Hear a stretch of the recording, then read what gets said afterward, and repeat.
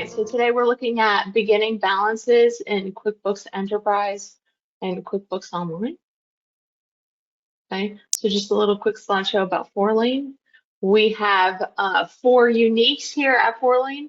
The first one is that we are a value-added resellers for QuickBooks, NetSuite, Xero, Acumatica as well. So many different systems. We are experts in accounting and software. Okay, so you get the best of both worlds. We are ERP consultants, but we try to maximize that QuickBooks, maximize that system that you are in first. And then we are strategic partners for change management. Okay, so how efficiently can we use these systems? How can we make everything work for you? Okay. So beginning balances, we're going to start at creating an account. We're going to look at the actual opening balance. We're going to look at how do we create that entry, and then any sub accounts as we have time. Okay. So we are going to look at all those things. Okay. And just so you know, we have some future topics. I'm going to show this again at the end. We're going to look at budget creation next week, database review, what story is your balance sheet telling you, and then tech services. Okay. So please remember anything else that we would like to learn. Okay, so please share anything with us, and we will be happy to go ahead and discuss it. Okay. So the first thing that we're going to do is take a look at all of these pieces in QuickBooks Enterprise. Okay. So when we go to enter beginning balances, there are a couple of different things that you could do. You could do it as of maybe you're entering for previous years, maybe you're entering from today forward. The first thing we always want to do is make sure that we have our chart of accounts set up. Okay, as you can see here, we have checking account, savings account. We have just a couple of accounts that we're going to use today already in the system. Okay, I want to show you as you create a new, let's start with a bank account, right? Just for example purposes.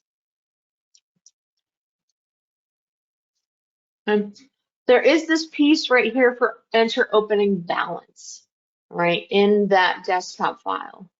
If I click on entering opening balance, it's going to ask me for the ending balance and the ending date. Okay, and I just want to show you where this goes. Let's say it's as of today. This is our opening balance. Okay, we don't want to set up the bank feeds right now. What this does is it goes right into our opening balance equity account. Okay, so now this will show us that opening balance to ultimately be moved away. This opening balance will sit here, this $89,000. It will go ahead and sit on that balance sheet to ultimately be cleared out to wherever it is that it belongs. Okay, so that is one way that you can enter opening balances. Another thing that we can do is go ahead and make a journal entry. You can see I have some information in here. So we have a checking account, we have some equipment, we have an equipment loan, sales account. And so I entered this as if it was a trial balance for last year's information. That way we could start 1/1 with fresh data. We can start with all of those numbers, and then we can move forward as of 1/1. Okay. A couple of things to note, and we're going to get into this a little bit later on. On this original trial balance entry, there is no AR, AP, or inventory, right? If we wanted to enter opening balances for those pieces, it's best to go into the subledger first. Okay, I'm going to show you that a little bit later on, but just kind of wanted to establish, right, that this is a really easy, good way to create those starting balances. And then, of course, from our chart of accounts, as we create accounts, if we use that opening balance equity button in that account, it will sit here on in this equity account to be cleared out at a later date. Okay. So now let me just quickly shift over to QuickBooks Online. Okay. So QuickBooks Online, right? A very similar thing. If we come over here to our chart of accounts, first thing we want to do is to make sure that all of our accounts are in fact in the system. Right? If we were to create a new account, let's create a checking account or a savings account. We already have a checking.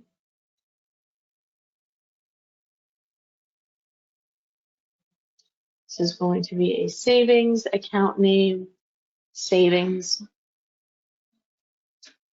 Okay. Right here, starting date and opening balance. We could pull that down, select the date, beginning of this year. Right, so see, it automatically enters. If you put the beginning of this year, it's going to enter as of December 31 of the year before. Same thing, $89,000. Let's go ahead and hit save. So QuickBooks Online, right, very similar to desktop. We'll go ahead and put that $89,000 here in opening balance equity. And another way to, very similar, just like the desktop version, let's go ahead and create that journal entry. So if we wanted to start with opening balances, let's put, I don't know, $1,500 into the checking account. And this came last year because of some sales income that we have. Okay, so now checking $5,800 of revenue sales income. Let's go ahead and we can save and close this. In our checking account now, if we scroll back, we have our journal entry for $5,800 posted to that register. Okay, so again, similar thing with both versions. Here's the $89,000. Okay. Now, one of the things I mentioned in the beginning is for things like inventory, we might want to start at the subledger instead of at the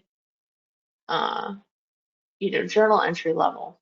Okay, especially for QuickBooks Desktop, that will create no item accounts, and those no item accounts will start to create a difference between your balance sheet inventory valuation and then your inventory valuation summary on the item level.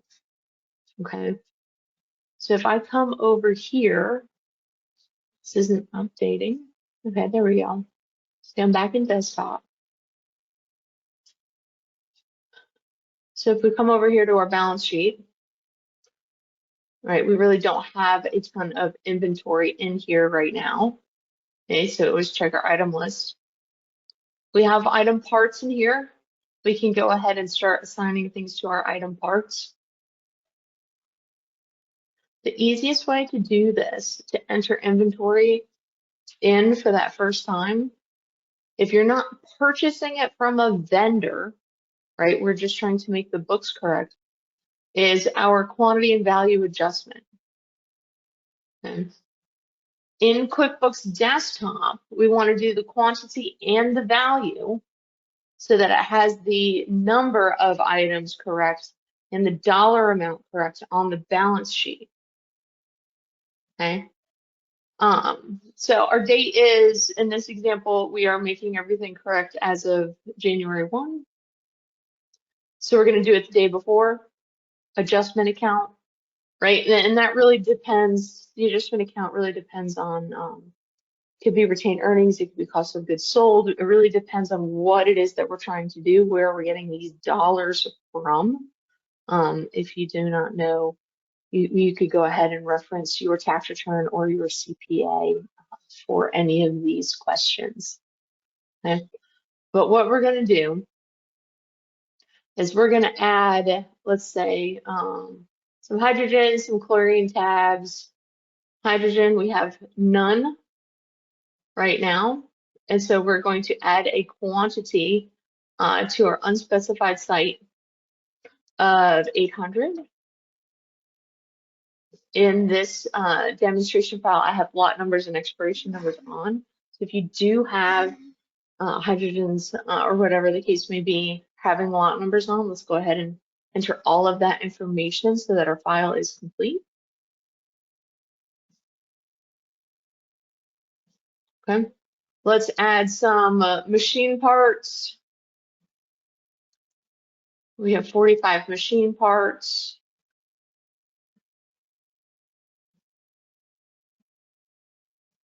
And some chlorine tabs.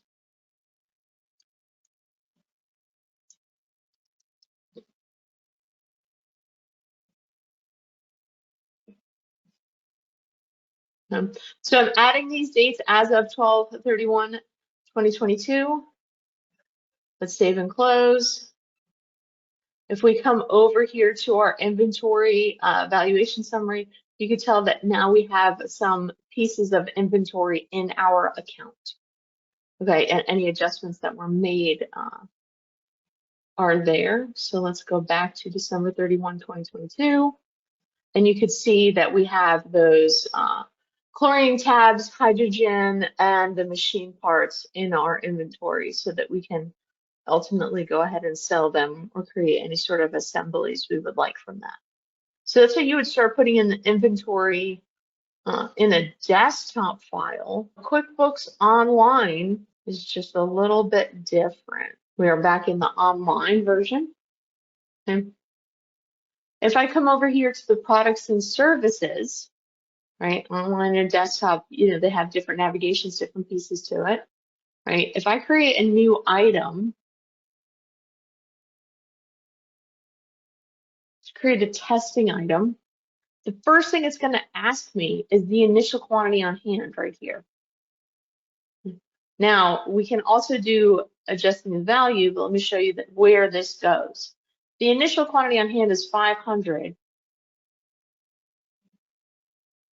as of December 31, right? These is asking you for, you know, especially if you are creating a new item, maybe you're creating a new file, this is only going to ask you that initial quantity with the asterisk this once as you create the item itself. Okay? Let's sell it for $50. It costs $40. We're going to save this. Okay. Now, if I come back to my chart of accounts, my opening balance equity, I come here to view register, right? Inventory starting, inventory asset. These are the dollar amounts. These are the pieces of when we created that inventory item.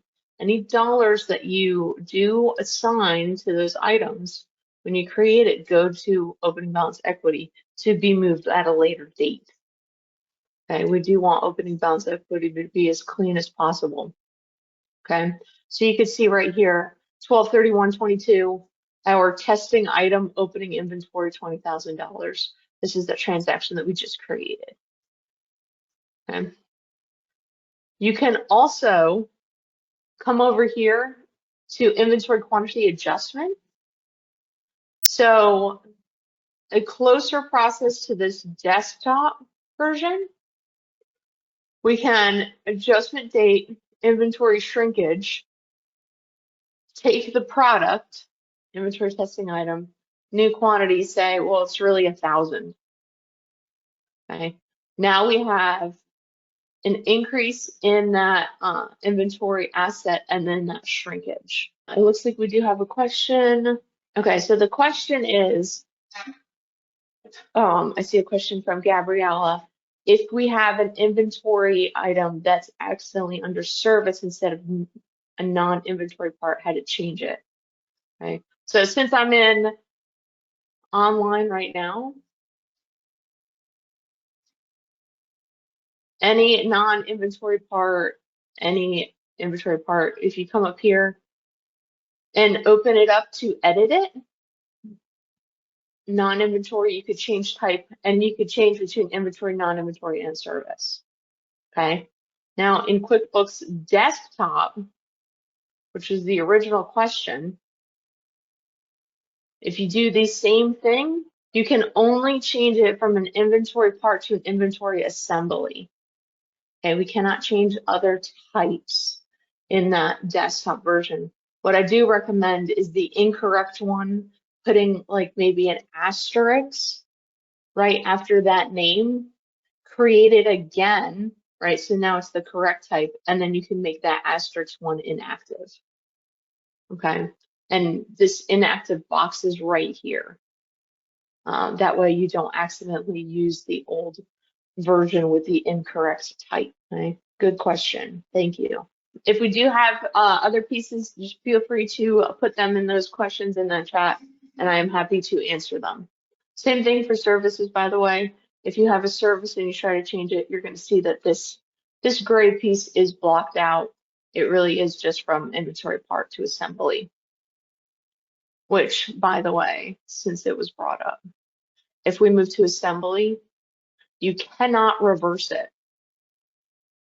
Okay, this is a demo file, so we can do it. The big thing is once you have an assembly, you want to have all of the pieces, right? You want to have those inventory parts, non-inventory parts, whatever that case may be, rolling up into those items. That way your costing can be good.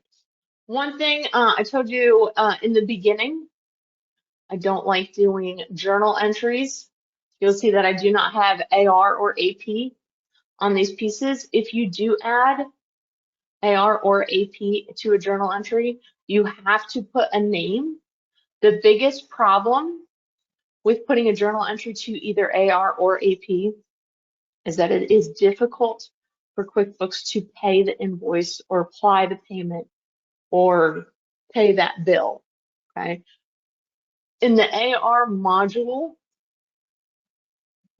AR module meaning anything customers, invoices, payments, right? It wants to see that invoice type. It wants to see that receive payment type to be able to connect them together. And on the vendor side, the AP side, it wants to see that bill type and that bill payment type. That way you can cancel them each other out, and it keeps your agings clean, right? You're going to know exactly what's valid and what's not valid. Okay, so just a little pieces about journal entries. I do not recommend them for the AR or AP, and this is in either version, okay? Because we do want to have those pieces cleared out and gone against each other each time, okay? So, quick reminder, we do have, let's share this screen. Thank you for listening to me creating beginning balances for Enterprise and QBO. We do have 4 uniques here at Fourlane. We have gone through beginning balances, creating an account, opening balance, entering those entries, and then a quick hit on these sub accounts. Okay. Future topics. Okay, next week, the 14th, will be about budget creation. The week after that, database review. What story is your balance sheet telling you? And then tech services. If there is anything that you would like to learn specifically, please email us and let us know. We are happy to answer any questions or address any topics that you have. Thank you.